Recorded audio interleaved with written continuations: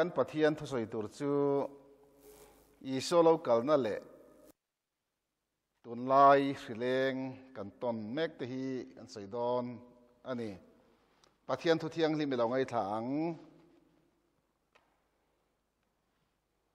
lukabung somni pakhat chang somni panga atanga ni riat tin ni ate tha te arsia te chin chiana omanga tuifin riat rum le fo na wangin leya po nam tin som na le mangan na thengang thabara wang le khowela thil lo thleng tur te chu ngai to wangin mi te an thi dangang van thil ti thine chu nging don sia chu ti hona chon mi thing fa pa hi thil ti theina le ro puina na satak ne chhum jinga local an hmuang tin chung thil chu alo thlen tirin en choula dak chhok ro in tlan na tur chalo hnai ta ka wangin kan pathian thu a hian I solo kalna tele tun lai kan mangan pui em rileng te alo kal don chin chiana te kan hmuwa chung te chu hetiang hen kan soi chho phot mayanga lali solo kal le na chung chang hi kan holy bible pum pui a hian voi sang khat zariat somli paruk lai mai aoma ten thuthlung hlui bi Old Testament a hian voi sang khat zanga somni pasari aoma ten New Testament a hian voi zathum som pariat lai aom achu dania chu kan Bible hi a phek kan phek den taila phek somni pangadana thuthlung thara chuan Isu lo kal le hi asoi zel ti na ani chu tiang khopa soi tamlai chuan mi tam tagaro chuan alo kal le na an ring lawa te chuan alo kal le don to lo te pon tia tin then khat chuan in Pentecost ni khan alo kal dei to ani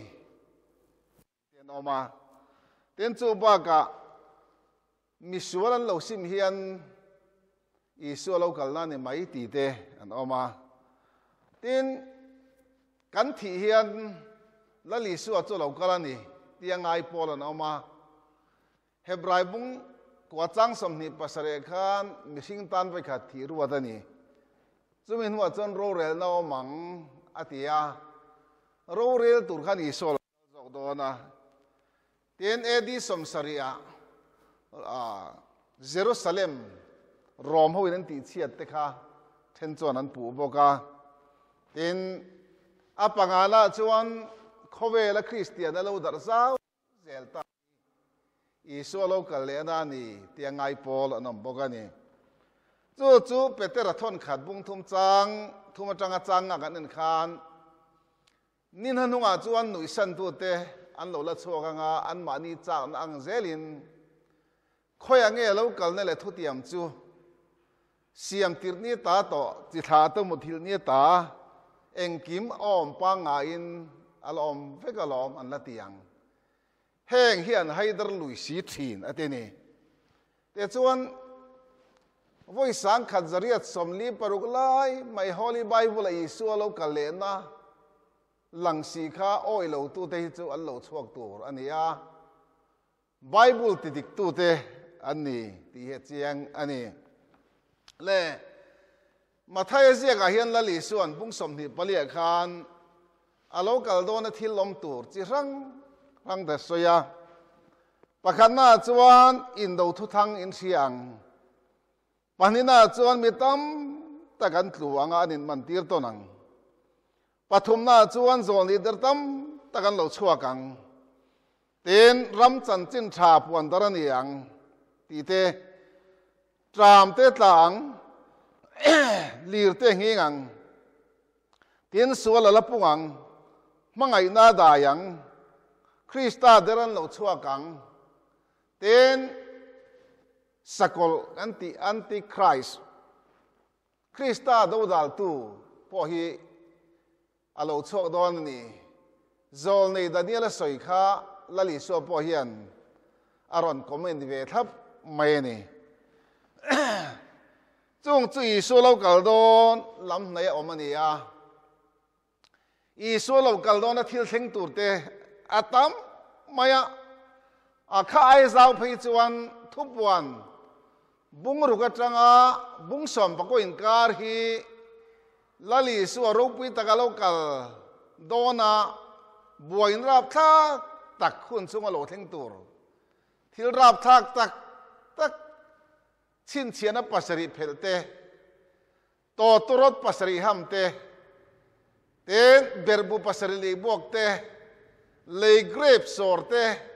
le grape le bu sengte khatiang te le hilona tam tak khathu buan bungruk atanga bungsom pako inkara hian azia khi alo theng don ani olive tlanga lali ma hian te chuan khatiang khan theng khat chuan ring hlel ma sela van mi te soi hi adik karinga lali so vana lon lai khan azir ti ten van lam enin an ding renga an bula chuan van tir ko van lam mi te lo ding ta hetiang hian an soi ni ga tir ko te bung khat chang som pakhat khan Galili ramami te u enga tinge van lam ena indin reng hei suai nena ta vana hruai chawa oma a om hi vana hruai chaw a omang bok hian ama nge hi lo kal le don ani te ni lalpa chu fakinam ro se ka lo kal le nge don ati lom ru lungai te lom ro lasiam tu na ti a ani hei hi olive tlang alo kalatur ni tena langa te chuan chu me ma a chuan Thessalonica bung khat Thessalonica thon khat bung li chang so pathama tanga som priya ta khan Isua hi van chum chunga ruk runga lo kal hun tur kan hua ta chuan nung dama omte ala chaudona mithi te poron hruai dona ni lalpa ngai chu au thom nen vandiro chungnung ber o nen pathian to tro ri nen vana teng lo chu don si a Krista thi to ta jon thoma sanga ke ni nunga lo lom renga ti bo ruaka ama mok turin lalpa mok turin lak chawin kan omang te chon lalpa na la kum khuwa in kan om tong ateni chu chone wangin he hun hi lo theng do na ruk roin lo kalanga khowela hian buaina hun Daniel hapta alo theng bok don ani te chuan hi Zakaria bungsom pali changli a chuan lalpa local le na olive tanga local tura phe chuan Jerusalem lam chonga ake ngatanga chu olive tlang chu chagle thang zong ne phelanga katlang ka roma chen tlan chiang atiang khan he hun hi lo theng don ti kan hmuwa tin he ake nga na tur a soi olive tlang hi ram thiang thema Jerusalem ral maya oma chu chu voina soi tu ngei po hian he tlanga hian Isua vana Londona ani akani anti te bokha alo zuk chul ve to a te chuan thuril tu tam takin olive tlang khitan to anti te bo chu kan zonga kan en vela ma se chu chu ka mulem lo amaro chu khilo ma se lali suwa thil ti thina chuan ati khinga ti phel thini ti kha ro chu a chiang em ani chu wangin he local le na huna phi chuan Jerusalem do tu te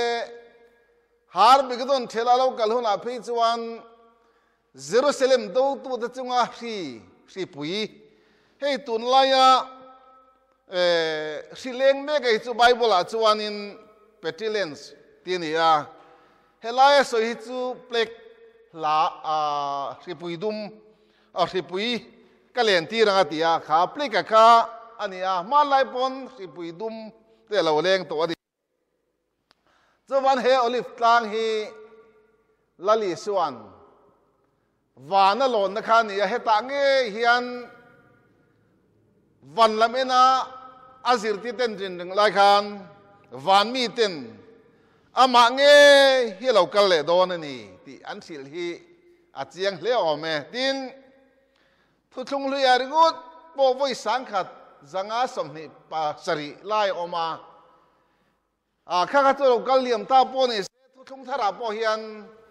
voi za thum som pariat i so lo kal le na chung chang zia ga hian chui to chen khatin chang som thum dana ze thamani an tiama se kan chut vel ya thu thung thara a chang zong min chang som ni panga dana hian alo kal le na chung chang hi a ze tham ani phek som ni panga zel chang som ni panga zel kha ke vela ta chuan a ze ngau tham ti na ani te chuan khang kha lo theng do na he rap char kan ti mi thiang lim lor zo a hian kho vela sakol chuakin chin chiana pasari te phelanianga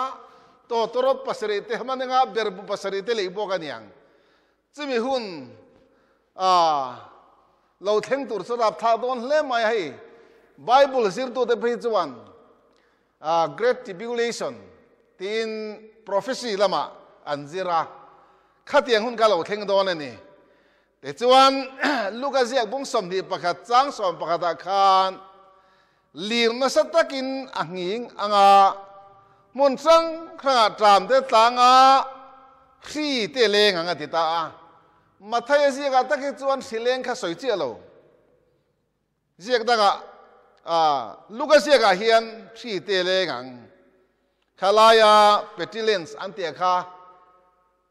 arsil fiana chuanin khichia tinia ten Zakaria ziaga mi chu hipui tinia hei hipui te nen kan lampol noka corona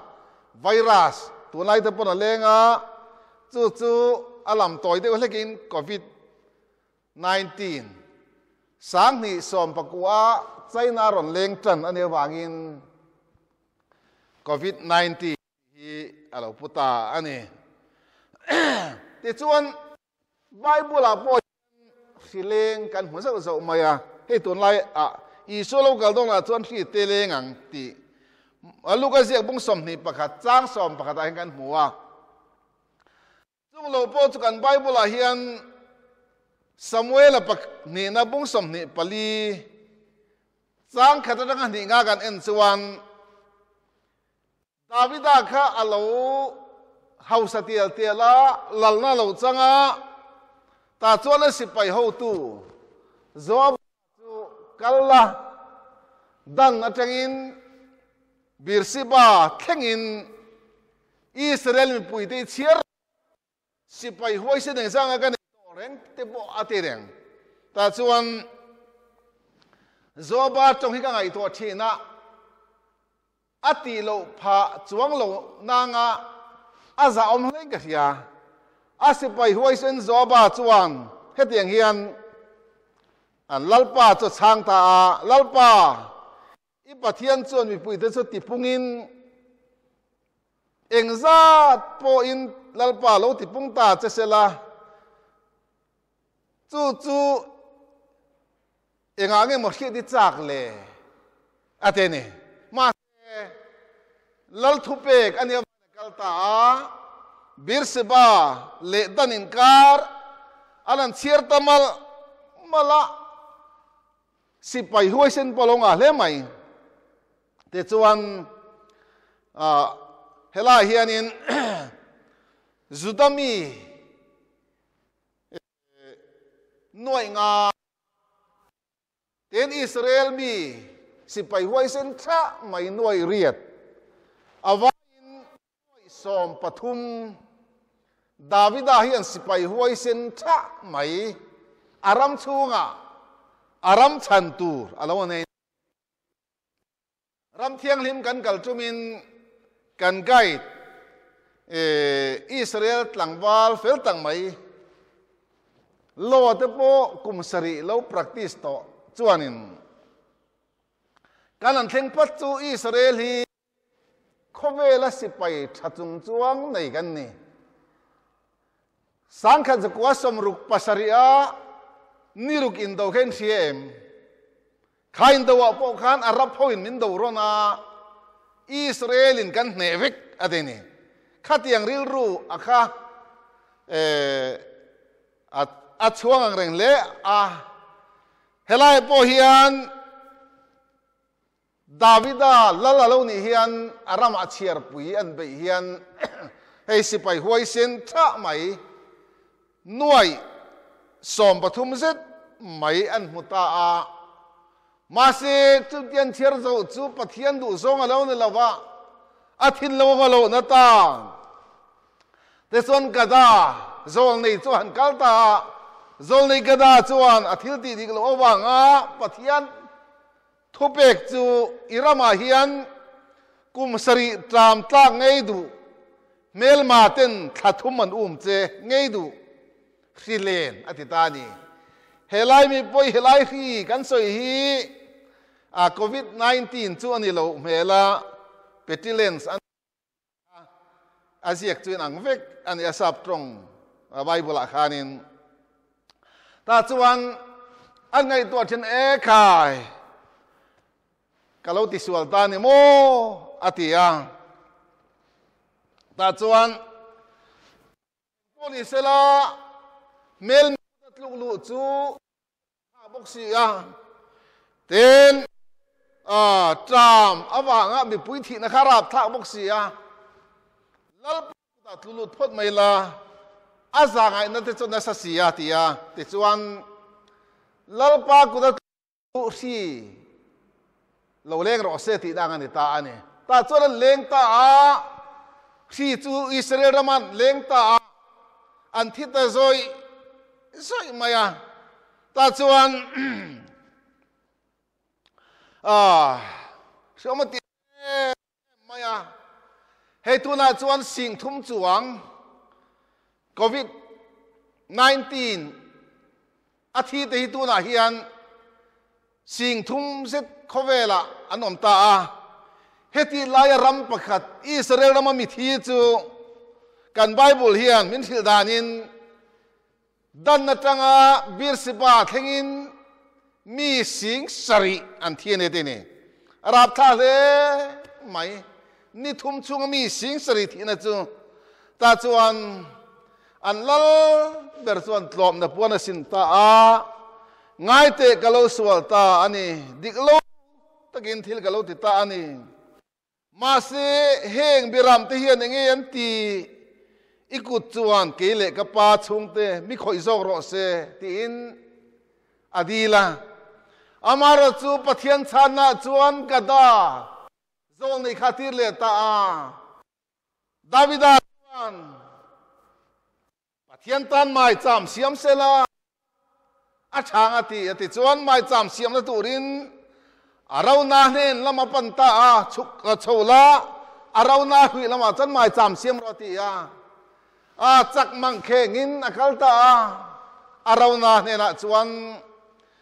he isui zon atia ani cholo tlom ngai le maya eni lo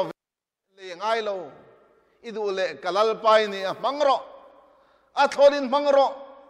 in thole tur bong te ran te pomolom idu angang mangro atia Davida chun ni lo ve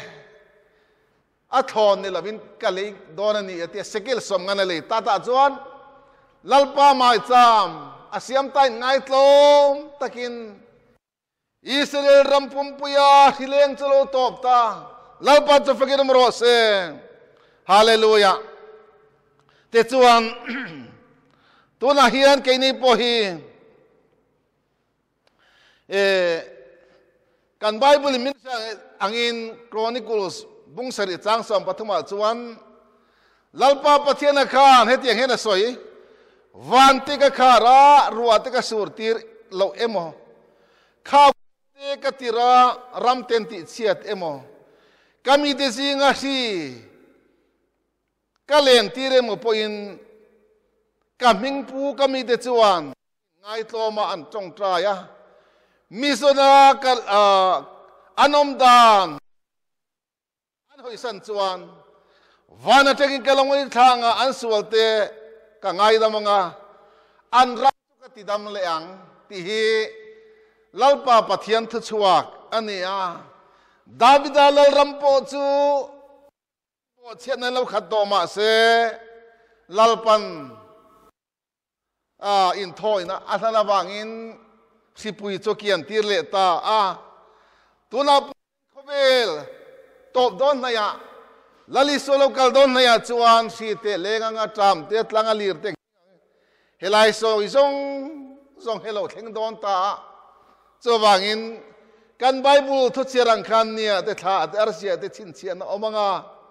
tuifin de room le phone awan le ya po nam tin sam le thaba na thengang thabara bang le khobel lo thil lo theng to te ngai to awangin mi ten thi dangang van thil ti the cho hing don si ati hun te gan lo theng ta unau tu voine hian helaya pen net thuap chung mai ni lo mizo na thak zong tu na hian hi covid 19 an chua tir khan reportin kara chuan italy te pe chuan zalen takin bitcha te chung kwa tele nula tlang ba te bon lo leng ho ti kha khovelan thil ti sol ten na chin chuang lawa khang khan lo kai dar se ani ti tele infiam na huna tele pui pun na huna tem kala khatiang te ne wang khan atrai dar na sa karil rom chin chu mosia no pan lai khan no pang mel thatak ani te chuan ai kop talalin mi pa fa ti luma tuma bangin an thuk ruwa an thu ru don khan pathian in a vengang chu ti in au miriami an ven tira te ni au miriami khan ven tira chuan an mani chuan pathian hen an hlan chu pathian in a vengang chuan te ni kini po khowela hian film khur tak oma thiang lim tak oma thei to chua ko ran tele sarkar thu te oya mi pui te kanom chuan kan himanga helai seng hian in ngai tloma kami ten an tong tra ya mi zona adom dan sual ten sima chuan vana teng ngai thanga an te ngai da manga an ram chu ka ti dam leang kan pathian riang hian kan ram mi pui te po hian bat ro pui takan nei te chuan in khovel hun top dona ko khan chuan laudike ko khan tele philadelphia ko khan te hian lali solo kal na tong theng dona philadelphia ko khan le khathon thupuan bung thum thua chuan chang ria da khan chakna tlem te nei ti chong chon ka thui puma kaming poi phat lo kha ti chon khowela fira tur lo thleng tur laga chon ke pon ko hum himang che ateni lalpa chafek nam ro se philadelphia ko ran chu u nawin mangai na ti ni laudike ro chu tluksan ko ran ani don inalang lali so local chu an tok ve don ma se ka hum himang che ti chu philadelphia isua ming tran chakna tlem te nei chung po isua ming trana ming pom tu te ani kha kalal pa hum him dona laudike ro chu ka hausa asum ka nga eng ma ka tla cham lo ve itia wang le nang pachiam del sarwa ini ti wangin imi da soetan kanana mi na lo te le tur ka ro na che ati chu wangin ilum mo ivo lo ma ka du ilum si le vo hek lo wangin ilum chang awan ka ta ka chak cho don che ati akha ania chawan tun lai khowela mi te kan mangang kan thabar ani theye engpo ni se voine hian la thufing jek tu chuan number som paria chang som khan lalpa ming chukul pueni mi fel cho tlan lu thin him thin ati chawangin lalpa ming chukul pueni mi fel cho tlan lu thin him thin lali suaming kan tla le mai kan rama kan thiang zau nau ten khowela hian lir puilo hing do ne in ring ru zion thuthung buan te antia voine ngai tlom takin lalpa atula thofing number som ni phani changle chuan in ngai tlom na le lalpa ti man chu sumte choi moi na nun na te ni ati Davida ngay po kay ngay tlom lo sila lalpa mai cham siam lo se aram chiat dan dur harap tha le ang lalpa le in ngay tlom naman chu sumte choi mo na te nun na te ani si kandrama po hian khatiang khan in ngay tlom in lalpa ma in surrenderin ama thingthin ama kupin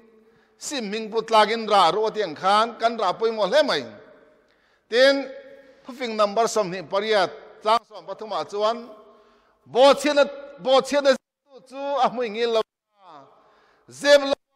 hoisan tu da chuan lalpa zangai nan huang ati voine pon kan ram kan nam te pon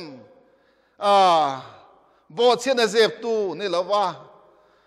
zeb lo in puang hoi san tu te khan pathian za ngai nan mu dora apoi mo le mai Ezekiel bung ko chang le chuan Jerusalem ti chena chung chang thu thara wa changin Ezekiel na mu kha puan zai sin le ziak na tui king ania chung mi ten hena chon thupek alo thlenga khopui chu fang ola Jerusalem chunga thilbol lo te anti to wanga lungai chap te chu chin chia ro te ni Jerusalem thil sual ti to le thil chalo ti to wanga thopi ka tong chap te chu lalpa mai surrender de kan chala chin chia ro ti ni chuwangin ke ni po hi ko ran tele kan rammi pui te pon he ngar sa lo thena hian khovel siom dele lungai na hian pamel min mu tirla zion fat kan zalen na niro pui cha nai ta etiang khan heng te hian pathian mel min mu tir sela khileng te lirnging te indo thu thang te khovel suala rang lo chok me khi lali suala kal dona ton ngin aton chet ania no lain tlangwal ni lain voi kha cha thian pa si lain sa ka chang ve sakhi ka changa thanglama chon savom hiran hu dur maya chaklama chuan ron ton thasut so thiom boka eu sabomin min karche tani ngo katia thinglera chon silai nen ka enrana aron ton che ta luai mai ta chuan ka zukena saku emokatia ma se sangala ni di ka sia thingka ka dang chon kan tin wang kan kap ta atlan zuk maya ta chon tlanga atlan chawa kan an chui chawa ngal chang sum sari lai mai lo ni ya achal to ina an zon ta nang izon ve lawang antia ari ta le kum tam tak ta tlang ba lai thilani chu ta chuan aton chit ong chuan asakal khalo nai ta kha kan sa lo nai ta aton chit kan mu to chana ma chalo lang zui mai ni wangin unau tu voinia heng hri leng te hri lo na rang lo thing te hi lali suwa lo kal don a ton chet ane wangin ama lo lang trep tong ti ringila sa pakhatin isu lo kal hi ring lawa anu pu aom pui nu la chon an ringa ta chon mang mak tak mai lo nei ta amanga chon lali so lo kala alo ni ya chuan an thota kha abula nu pui mu chu lo bo ta dei maya khum khadamu pakhat lak pakhat no che kha lo thenga ta chuan an chhe lo nu la alom pui nu la room chon en le lo om to bok si lo khola ya kala midang ta bo chon kan chung ta chumi khami chuan bowan tia mi thiang lim lor lo theng cha lo ni naki na chuan ke man ka ti dik lo ni ti te u in khom tiang u kan in puang tiang he lo theng tu i so lo kal oi lo thina kan no pui le kom pui nu la te chuan an ringa atak te lo theng ta si tin biak ida lo in khom pui chati lai tak chana harta isu lo kal le na chung chang te ring ta wangin tun laya hetiang khopakan ramin harsana to khovel pum puin tuna hian independent ram za som kwale parok vel lai oma khovel ram za zetin tun lai hileng te po hi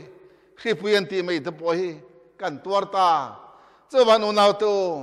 in pelo te in pe hu sualti chapo hun ta akan tan kholo tlai ma hian dung lampai malam umin chong trai le pian thar hun ta nazar di suwa kal lai hian tiang khan heng thil lo thleng te ama min ngai tir tu ama min ngai tir tu sual min sim tir tu min siam thatu alo ni the nan lalpan athugan zatan mal somro se amen.